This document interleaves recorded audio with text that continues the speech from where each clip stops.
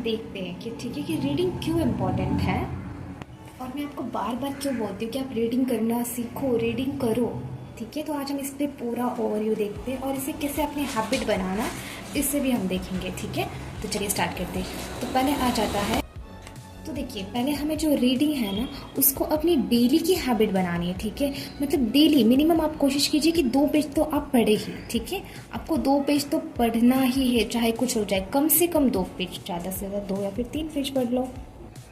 अब आप लोग बोलोगे कि हमें पढ़े ही क्यों। ठीक है, तो इसके ऊपर हमने बहुत सारी चीज़ें देखी। पहला आता है इनहैंस लैंग्वेज स्किल।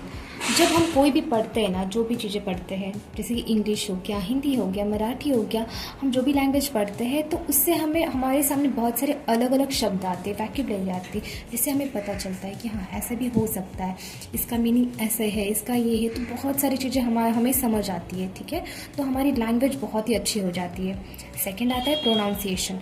अब जैसे कि आप कोई पढ़ रहे वर्ड, ठीक है, आपको प्रोनाउंसिएशन करने नहीं आ रहा है, तो इसकी वजह से आपका जो टंग एक्सरसाइज होता है, ठीक है, जो टंग की हमारी होती है ना, वो टंग की एक्सरसाइज होती है। आप बार बार रीड करते हो, बहुत सारे वर्ड्स आपके पास आते हैं और उसको बार बार जब आप रीड करते हैं तो आपकी प्रोनाउंसिएशन स्ट्रांग बनती है। ठीक है, और इसके बाद आ जाती है क्रिएटिविटी एंड इमेजिनेशन। ठीक है, तो क्रिएटिविटी एंड इमेजिनेशन कैसे है, देखिए जैसे कि आप कोई भी स्टोरी बुक पढ़ रहे हैं, ठीक है, तो आप स्टोरी बुक पढ़ते वक्त आप इमेजिनेशन करते हो कि हाँ एक राजा था, उसका एक महल था, फिर वो ऐसे था। मतलब जो भी आप स्टोरी पढ़ रहे हो, नॉवेल्स पढ़ रहे हो, उसमें आपकी इमेजिनेशन क्रिएट होती है।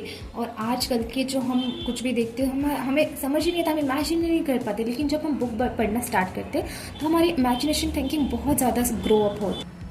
फोर्थ पे आता है स्ट्रेस रिडक्शन। अब स्ट्रेस रिडक्शन कैसे, देखिए जैसे कि आपको ये कुछ बुक पढ़ रहे हैं, ठीक है, अब जब बुक पढ़ते हो ना तो आप उसमें पूरे खो जाते हो, आपको पता ही नहीं चलता कि आप मतलब बाहर कितनी टेंशन, एग्ज़ाम है, स्ट्रेस है।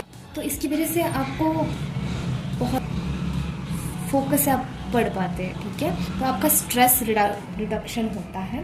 ठीक है, अब 5 पॉइंट ये है कि फ्यूचर सक्सेस। अब बोलोगे फ्यूचर सक्सेस कैसे, देखिए आपने एक हैबिट बिल्डअप की है कि मुझे रीडिंग करना है। और पता है आपको, जब एग्जाम्स होते हैं ना तो बच्चों को यही प्रॉब्लम आती है, क्योंकि वो होमवर्क तो हमेशा करते हैं, सब कुछ कंप्लीशन हमेशा करते हैं, लेकिन उन्होंने कभी पढ़ने की आदत ही नहीं डाली होती है। और इस वजह से उन्हें ये बहुत तकलीफ आती है कि वो आगे चल के वो रीडिंग करते नहीं है, और फिर जब एग्ज़ाम आता है सर पे तो अचानक वो नहीं कर पाते।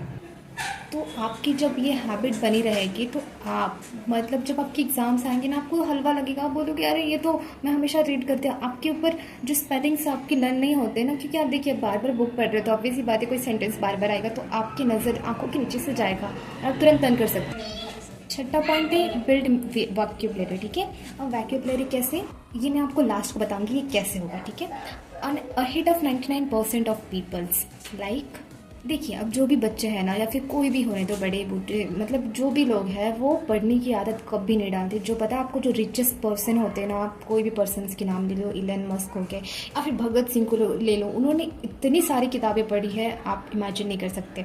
तो उनमें एक बहुत ही यूनिक सा जो स्किल था, चाहे वो कोई भी ग्रेट लीडर्स होने दो, स्वामी विवेकानंद होने दो, कोई भी, उन्होंने रीडिंग को अपना सबसे बेस्ट प्रायोरिटी बनाया था, जिसकी वजह से वो इतने ज़्यादा सक्सेस हुए।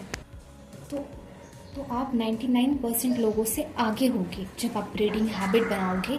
आपको ये एक आदत बना लेनी है, जैसे कि आप रोज़ सुबह उठते हो, नहाते हो, और जैसे भी आपने एक आदत बना रखी है उसमें एक ये भी हैबिट रखिएगा। ठीक है, तो आगे देखते हैं हम कि कौन सी बुक पढ़ते हैं। अब हमें भी तो पता चल गया कि किस लिए ज़रूरी है पढ़ना। अब देखते हैं कि क्यों और कौन सी पढ़नी। देख लेते हैं कि हमें कौन सी किताबें पढ़नी चाहिए। तो देखो बच्चों, हमें स्टार्टिंग में क्या करना है, हमें अभी रीडिंग की हैबिट नहीं है और आपने तुरंत उठा लिया कोई नॉवेल, कोई फिक्शनल बुक उठा ली, तो आप पक्का बोर हो जाओगे और पढ़ना छोड़ दोगे।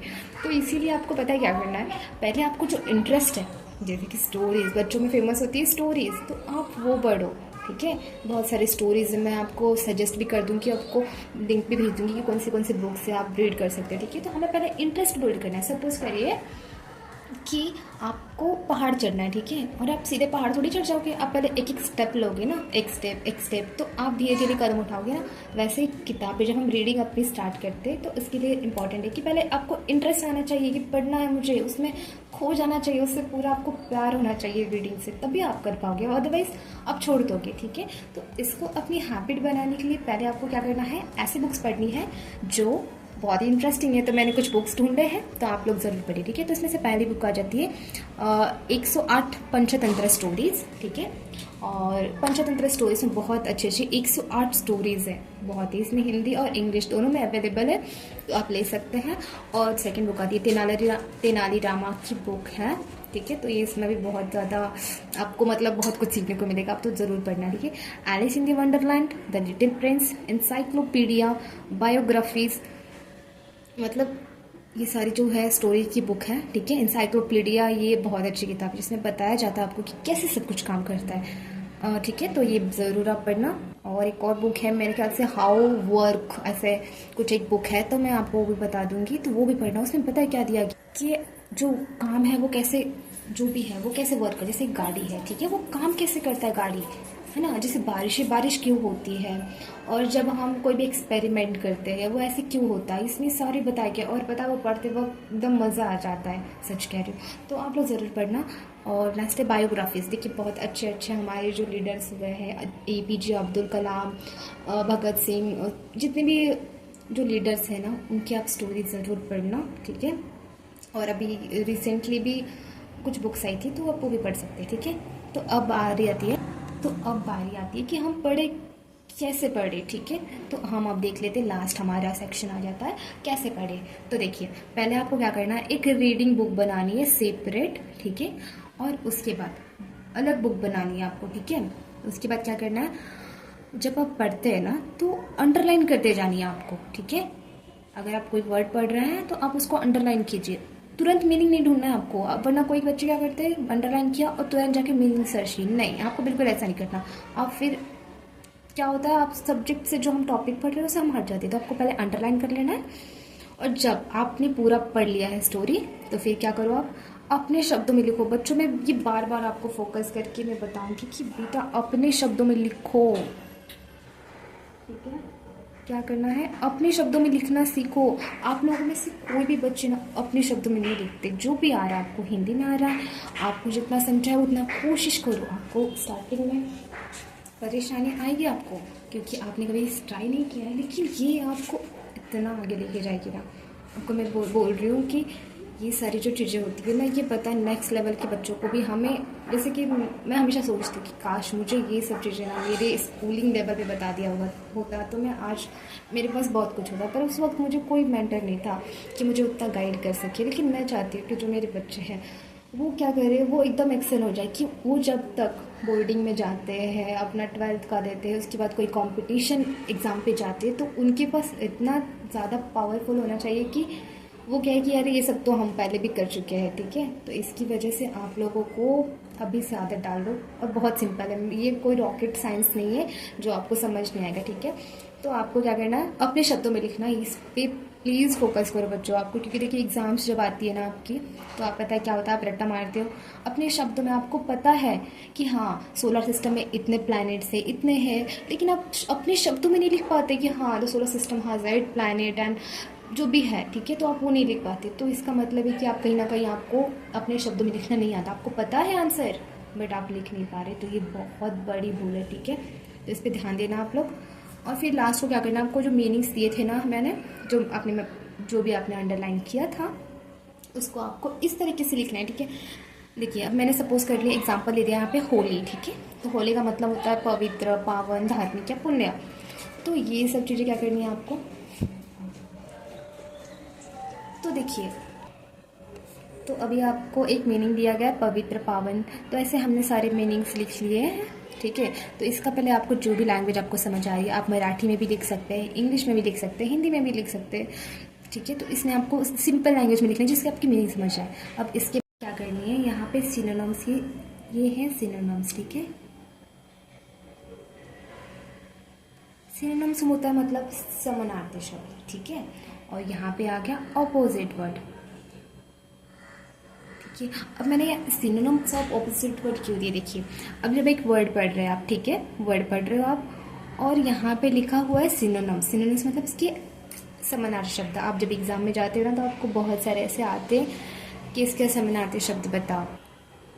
और इसका पता है मैं ऐसे क्यों कह रही हूँ, क्योंकि देखो जब आप एक वर्ड पढ़ते हो ना, इसके साथ साथ आप एक वर्ड नहीं पढ़ रहे हो, आप कितने सारे वर्ड्स पढ़ रहे हो।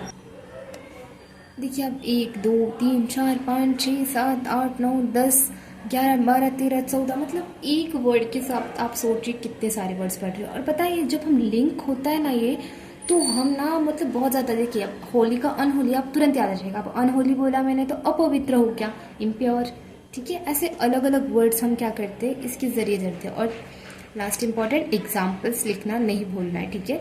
पहला तो एक आप ले लो, जैसे कि हमने एग्जाम्पल्स ले लिया है, तो this is a holy place, ये एक पवित्र जगह है, ठीक है। तो और एक और आप बना सकते हो, जितना आप मन करे आप बनाओ, आपको इंटरेस्ट है तो। पर आप कोशिश करो कि आप अपने शब्दों में बनाओ, ठीक है, ताकि आपको हैबिट हो, ठीक है।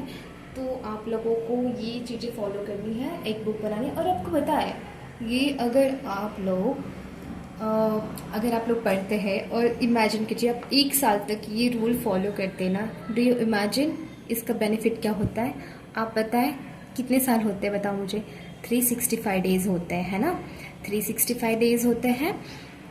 उसको मैंने इंटू किया, आपको रोज क्या करने से 5 ही लो, आपको 5 ही मतलब अंडरलाइन आपने बहुत सारे वर्ड्स किए, लेकिन आपको 5 ही लिखना है, ठीक है। ताकि तो आपको पता है अगर आप साल में 5 वर्ड्स, एक दिन में 5 वर्ड्स भी लिखते हैं, तो पता है आप साल भर में कितने वर्ड्स सीख जाते हो, नए वर्ड्स।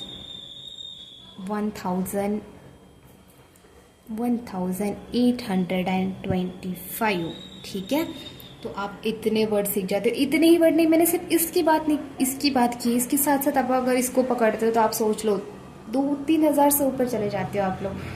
तो इसकी वजह से इसीलिए ज़्यादा प्रेशर नहीं लेना। आपको रोज़ 5 वर्ड तो बच्चों मेरे लिए तो दे सकते हो ना, आपको रोज़ 5 वर्ड से। और वो कौन से नए वर्ड्स होंगे ना, आपको अगर मतलब बोरिंग लगता है तो आप 5 वर्ड लिखो और कमेंट सेक्शन पे जाओ और रोज़ 5 वर्ड मुझे टाइप करो वहाँ पे, ठीक है। आपने ये आज 5 वर्ड सीखे हैं। ऐसी बहुत सारी एक्टिविटीज़ होती है और फ्लैश कार्ड्स का भी होता है। अगर आपको जानना है कि फ्लैश कार्ड्स क्या होती है, हम उसकी हेल्प से कैसे लर्न कर सकते हैं, ठीक है, नए वर्ड्स, तो मुझे कमेंट करना, मैं इस पर भी एक वीडियो ज़रूर बनाऊँगी, ठीक है।